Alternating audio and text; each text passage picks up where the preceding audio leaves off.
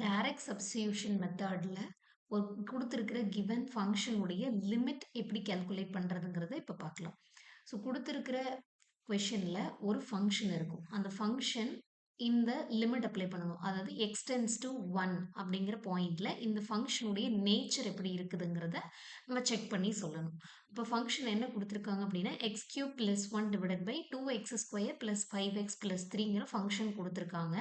இதுல என்ன நம்ம சப்ஸ்டிடியூட் பண்ணணும்னா limit x tends to 1 x இருக்க வேண்டிய இடத்துலலாம் 1 சப்ஸ்டிடியூட் பண்ணணும்னா அந்த பாயிண்ட்ல ஃபங்ஷனுடைய நேச்சர் எப்படி இருக்கும் அதனோட வேல்யூ எப்படி இருக்குங்கிறத ஃபைண்ட் அவுட் பண்ணணும். ஸோ பிகாஸ் இது direct substitution method. Direct substitution மெத்தடுங்கிறது கொஸ்டின்லேயே கொடுத்துருப்பாங்க. அப்படி கொடுக்கல அப்படிங்கிற பட்சத்துல நம்ம என்ன குடுத்துருக்காங்களோ அத ஃபர்ஸ்ட் சப்ஸ்டிடியூட் பண்ணணும். சப்ஸ்டிடியூட் பண்ணி இன்டிடெர்மினன்ட் ஃபார்ம் வரல. டைரக்ட் எனக்கு ஆன்சர் வந்துருச்சு அப்படின்னா அது டைரக்ட் சப்ஸ்டிடியூஷன் மெத்தட் அப்படின்னு நம்ம சொல்லுவோம். ஸோ எக்ஸ் இருக்க வேண்டிய இடத்துலலாம் நீங்க 1 சப்ஸ்டிடியூட் பண்ணணும். ஸோ இந்த லிமிட் எக்ஸ் டென்ஸ் டு 1 அப்படின்னா என்ன அர்த்தம்னா எக்ஸ் இருக்க வேண்டிய இடத்துலலாம் 1 சப்ஸ்டிடியூட் பண்ணணும்னு அர்த்தம். So which is equal to x இருக்க வேண்டிய இடத்துல நான் 1 சப்ஸ்டிடியூட் பண்ணணும்.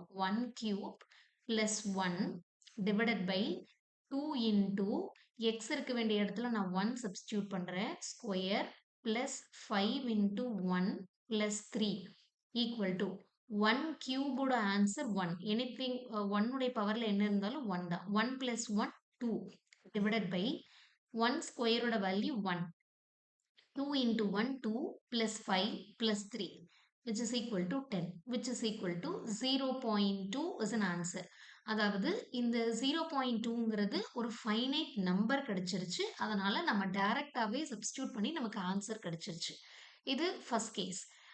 செகண்ட் கேஸ் இதே மாதிரி என்ன அப்படின்னா இந்த செகண்ட் கொஸ்டின்ல கொடுத்திருக்கிற ஃபங்க்ஷன் இந்த ஃபங்க்ஷனுடைய limit value at the point x tends to 0ல நம்ம கால்குலேட் பண்ண சொல்லியிருக்காங்க.